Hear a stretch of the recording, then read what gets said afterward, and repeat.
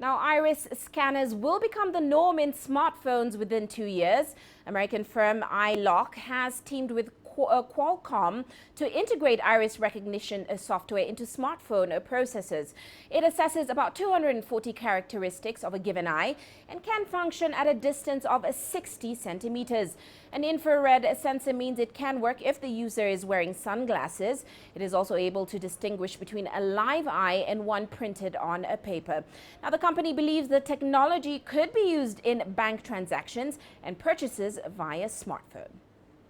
What that would mean is that if you were able to take a picture of the eye or a video of the eye, and you're able to create a connection into that processor, you could actually push that synthetic image or that synthetic template into the processor and fool the processor into thinking that it was a live eye.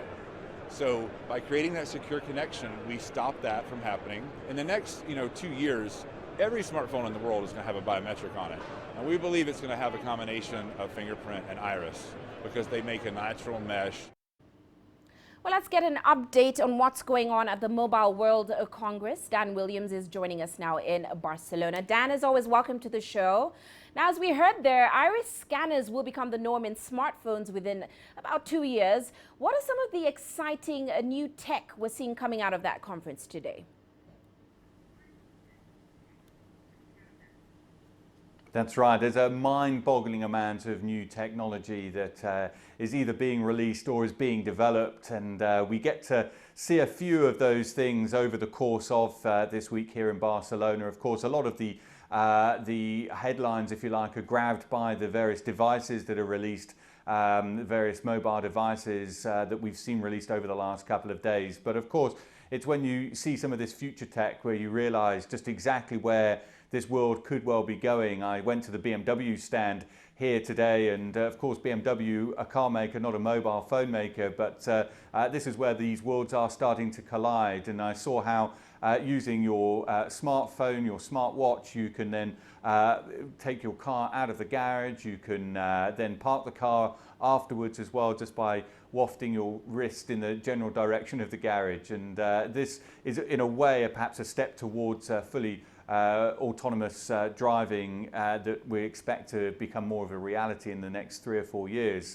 But it has to be said, despite all of the other kind of various gadgets that you see, the biggest queue, if you like, is outside of the Samsung stand, where they have this amazing virtual reality booth, if you like, which has a number of different experiences. One of them is when you put on the virtual reality headset as well as these specialized gloves, and it allows you kind of into this kind of game world where you turn into kind of like some kind of transformer, and you can throw buildings at one of your friends or your opponents. And it just once again just realizes that there is just this amazing amount of technology that is coming through, that we're seeing gradually coming through day to day into our everyday lives as well. Well, Dan, we heard about this brave new world of remote-controlled cars as well. Apparently, a company called Telefonica it has now made it technically possible using 5G wireless technologies. Tell us a bit more about that.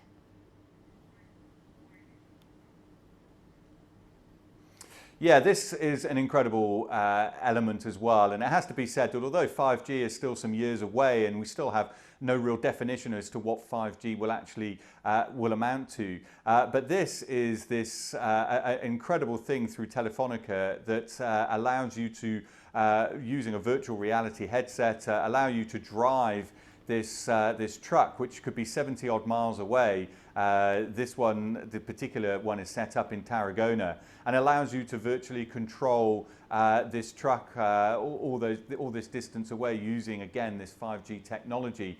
And I was speaking today with an Orange representative, and he's talked about how 5G technology is a game changer. It's revolutionary. It's almost the same as pre-smartphone and post-smartphone. And just to put that into perspective, what this allows is just these very fast speeds and this huge amount of data to be carried. And then it will allow this, what's called this Internet of Things to occur, which is when all these devices can then talk to each other and as well as the network, and allow you a much safer drive, for example, in an autonomous car. for example. So by connecting with all that's around you, it can tell you whether there's a pothole coming up, whether there's a spillage or an obstacle coming along, or particular traffic. Some of those things, of course, are already implemented, but this takes it to another level, allowing kind of a lane to be changed, and of course to bring about greater safety is the idea. And if you take it to another stage, then of course that will allow the same for ships, potentially even planes, which already has certain autopilot features, but it will allow this to be expanded upon to a much greater effort. And we've seen a number of examples of companies using that both to make smarter cities, smarter homes, and just to have this much safer environment, more productive environment going forward. That's really the idea. Of course, for others, it's fairly frightening, isn't it? Well, we'd love to know more, but we have to leave it there, Dan. Many thanks for that. Dan Williams joining us there in Barcelona. Now,